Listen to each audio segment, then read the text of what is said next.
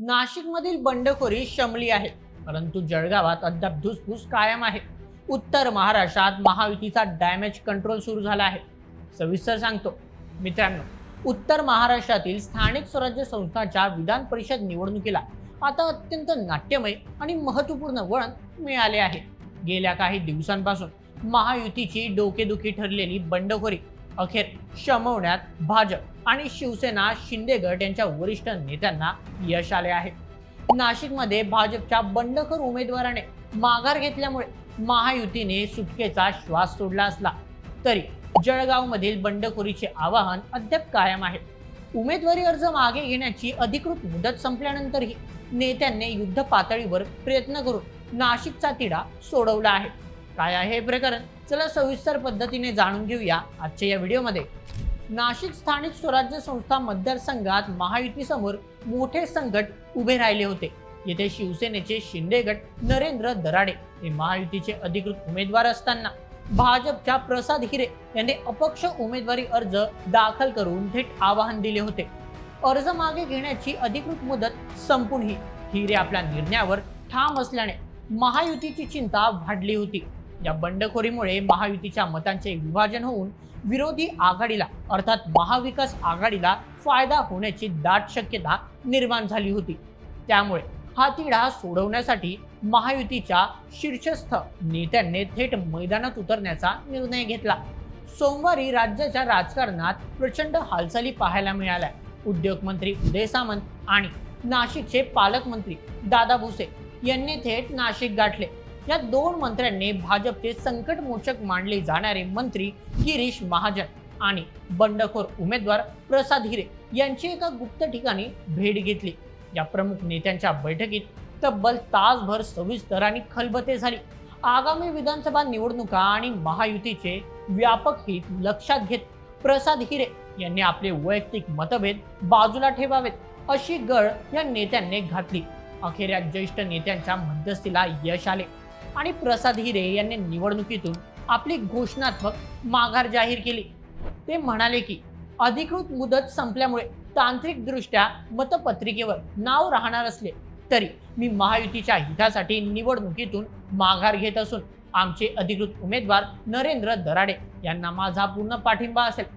प्रसाद हिरे यांच्या माघारीनंतर माध्यमांशी बोलताना मंत्री गिरीश महाजन यांनी प्रचंड आत्मविश्वास व्यक्त केला.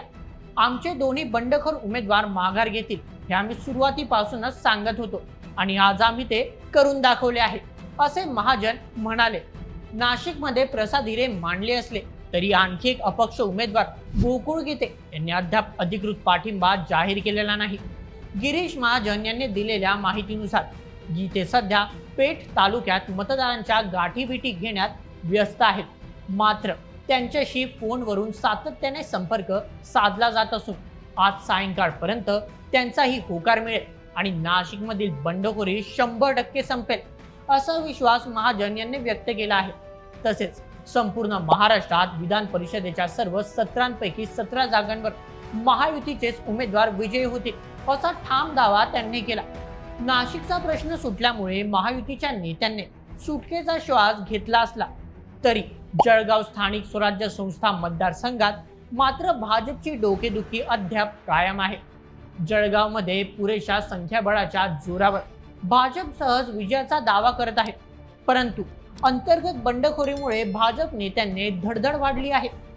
भाजपने येथे नंदकिशोर महाजन यांना अधिकृत उमेदवारी दिली आहे, परंतु महायुतीचाच घटक पक्ष असलेल्या शिवसेना शिंदे गटाशी संबंधित रेश्मा काळे यांनी अपक्ष म्हणून उमेदवारी दाखल करत थेट पक्षादेशाला आवाहन दिले आहे.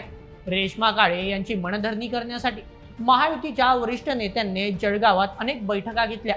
विविध आमिषे आणि समजूत काढण्याचे प्रयत्न देखील केले.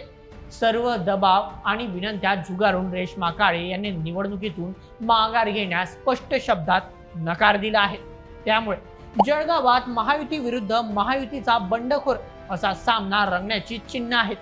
भाजप नेत्यांना आशा आहे की नाशिकमध्ये ज्याप्रमाणे प्रसाद हिरे यांनी ऐनवेळी महायुती धर्माचे पालन केले त्याचा सकारात्मक परिणाम जळगाववरही होईल आणि सायंकाळपर्यंत रेश्मा काळे यांच्या बंडखोरीवरही तोडगा निघेल. विधान परिषदेची ही निवडणूक केवळ एक जागा जिंकण्यापुरती मर्यादित नाही, तर ती आगामी विधानसभा निवडणुकीची रंगीत तालीम मांडली जात आहे. नाशिकमध्ये भाजप नेत्यांच्या बंडखोरीमुळे शिंदे गटाचे उमेदवार अडचणीत आले होते. जर भाजपने ही बंडखोरी शमवली नसती तर जळगावात शिंदे गटाने भाजप उमेदवाराला कोंडीत पकडले असते. त्यामुळे हा डॅमेज कंट्रोल महायुतीची एकजूट दाखवण्यासाठी गरजेचा होता. गिरीश महाजन, दादा भुसे आणि उदय सामंत या तिन्ही बड्या नेत्यांची प्रतिष्ठा या निवडणुकीत पणाला लागली आहे. नाशिक पॅटर्न जळगावात यशस्वी ठरतो की नाही यावर उत्तर महाराष्ट्रातील महायुतीचे भवितव्य अवलंबून असेल.